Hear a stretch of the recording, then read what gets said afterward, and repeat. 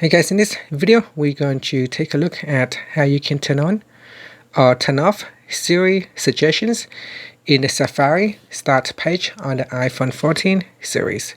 First, let's go back to the home screen by swiping up at the bottom of the screen. On the home screen, tap on the Safari web browser icon.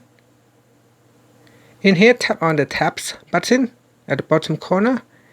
And then you can tap on a start page in here, or you can tap on the add button to create a new start page.